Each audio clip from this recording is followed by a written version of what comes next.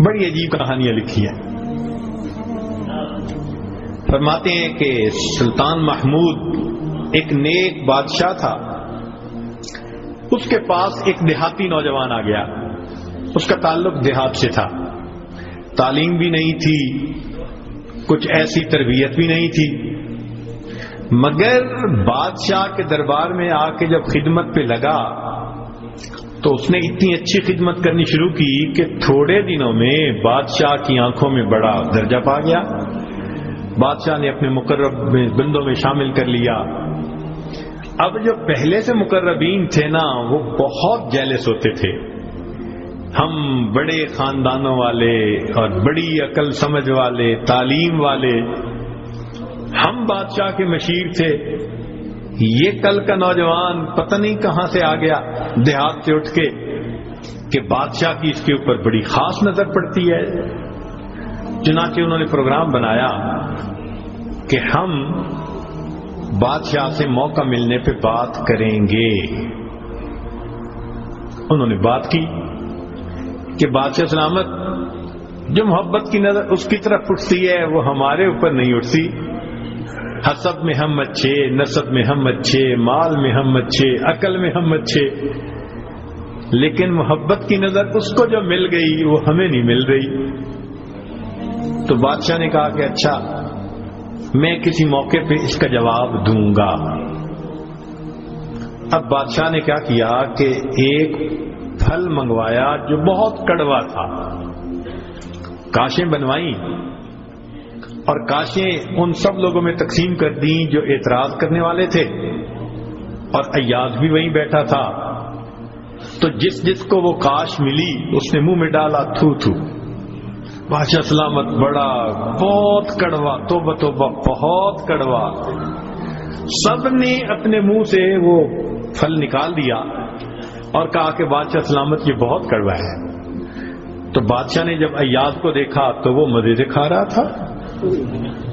تو بادشاہ نے اس سے پوچھا کہ ایاز, یہ کاش میٹھی ہے جو اتنے مزے سے کھا رہے ہو؟ اس نے کہا بادشاہ سلامت ہے تو کڑوی, کھاتے کیوں جا رہے ہو؟ اس نے کہا بادشاہ سلامت میرے دل میں یہ بات آئی کہ جس بادشاہ کے ہاتھوں سے میں زندگی بھر میٹھی چیزیں لے کے کھاتا رہا, اگر آج مجھے کڑوی بھی مل گئی تو میں اس کو واپس کیسے کروں؟ عمر بھر میٹھی چیزیں لے کے کھاتا رہا, آج کڑوی بھی مل گئی تو واپس کیسے کروں؟ کاش کہ یہ چیز ہمارے اندر آ جاتی کہ جس پروردگار کی نعمتوں سے ساری زندگی ہم انجوائے کرتے رہتے ہیں, اگر کبھی کوئی اس کی طرف سے آزمائش کی گھڑی بھی آ جائے تو ہم پھر شکوہ کیوں کرتے ہیں؟ اب بادشاہ نے سوچا کہ بھائی یہ لوگ جو بہت اعتراض کرنے والے تھے نا, ان کے سامنے کوئی اور ایسا ہیلا کرنا چاہیے کہ ذرا ان کو بات سمجھ میں آ جائے. تو ایک دن بادشاہ آیا اور اس نے کہا کہ دیکھو بھائی, آج میں تم سب کی عقل کا امتحان لوں گا, تمہارا آئی کیو لیول دیکھوں گا کیا ہے, اور میں دیکھتا ہوں کہ کون اس میں پاس ہوتا ہے. اب جب بتا دیا تو سب بڑے محتاط ہو گئے. بادشاہ نے ایک موٹا سارا ہیرا دکھایا, دیکھو یہ کتنا قیمتی ہے, کتنا چمکدار ہے, اور ایک ہتھوڑا بھی ساتھ دیا, اور پہلے کو کہا کہ جی یہ ذرا ہیرا جو ہے توڑ کے دکھاؤ. اب وہ سمجھ رہا تھا کہ بادشاہ نے ہم سے امتحان لینا ہے ہماری سمجھداری کا. تو اس نے کہا بادشاہ سلامت یہ ہیرا تو بہت قیمتی ہے, اتنے کیرٹ کا, اور بالکل بے عیب ہے, کوئی فلاں نہیں, فلاں لیس ہے, لہذا اس کو تو نہیں توڑنا چاہیے. بادشاہ مسکرایا, کہنے لگا ہاں بہت اچھا. تو وہ سمجھا کہ بھائی میں نے بادشاہ کو کنونس کر دیا, چنانچہ دوسرے کو دیا, اس نے بھی اسی قسم کی لاجک, تیسرے کو دیا, اس نے بھی لاجک. جتنے اعتراض کرنے والے تھے سب کو ہیرا ہتھوڑا دیتے رہے, وہ یہی لاجک دیتے رہے اور معذرت کرتے رہے, حتیٰ کہ بادشاہ نے وہ ہیرا ایاز کے ہاتھ میں پکڑایا.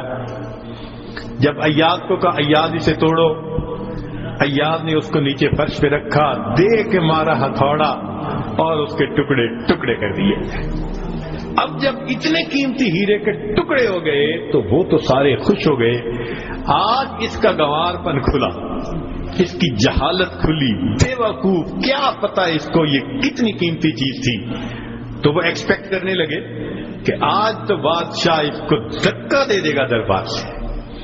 تو جب ہیرے کے ٹکڑے ہو گئے تو بادشاہ نے اس کی طرف دیکھ کے کہا، ایاز تو نے ہیرے کے ٹکڑے کر دیے، اتنے قیمتی ہیرے کے؟ تو ایاز نے آگے سے سمپل سا آنسر دیا کہ بادشاہ سلامت، آپ نے مجھے حکم دیا تھا ہیرے کو توڑ دو۔ اب میرے سامنے دو آپشن تھی، یا تو اتنے قیمتی ہیرے کو توڑ دیتا، یا پھر میں انکار کرتا تو آپ کے حکم کو توڑ دیتا۔ میری نظر میں آپ کا حکم ایسے سینکڑوں ہیروں سے زیادہ قیمتی تھا، لہذا اس کو کم قیمت سمجھتے ہوئے میں نے آپ کے حکم کو نہیں توڑا، میں نے ہیرے کو توڑ دیا۔ تو بھئی جتنا ایاز کے دل میں بادشاہ کے حکم کا احترام تھا، کاش ہم بندوں کے دل میں پروردگار کے حکم کا ایسا احترام آ جاتا۔ ہم خواہشوں کو توڑ دیں، تمناؤں کو توڑ دیں، اپنی امیدوں کو توڑ دیں، ہم کبھی بھی حکم خدا کو نہ توڑیں۔ تیسرا واقعہ لکھا کہ ایک دن ایک موترس جو تھا وہ آیا اور اس نے کہا کہ بادشاہ سلامت، یہ جو آپ کا زیادہ ہے نا چہیتا ایاز، ہمیں لگتا ہے کہ یہ خزانے سے چیزیں چراتا ہے، ہمیں تو شک ہے۔ بادشاہ نے پوچھا کیسے ہے؟ اس نے کہا جی ایک جگہ کلوزٹ بنائی ہوئی ہے اس نے، اور یہ صبح و شام اس کلوزٹ کا دروازہ کھولتا ہے اور دیکھتا رہتا ہے اور تالا لگا کے چابی اپنے پاس رکھتا ہے، چابی کسی کے ہاتھ میں نہیں دیتا۔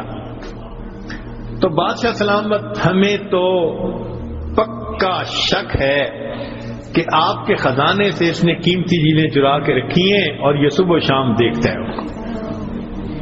بادشاہ نے اسی وقت ایاز کو بلوا لیا، لوگوں کے سامنے پوچھا، ایاز تمہاری کوئی کلوزٹ ہے ایسی؟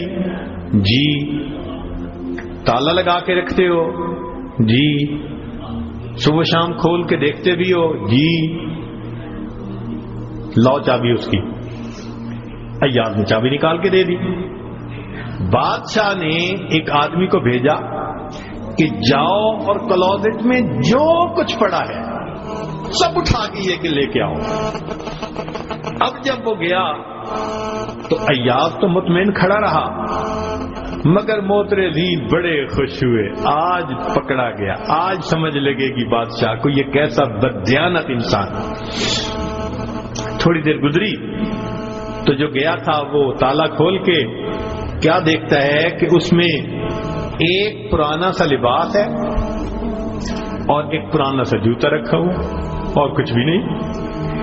بڑا حیران ہوا، اس کو یہ صبح بھی دیکھتا ہے شام بھی دیکھتا ہے۔ وہ اس کو لے کے بادشاہ کے پاس آیا۔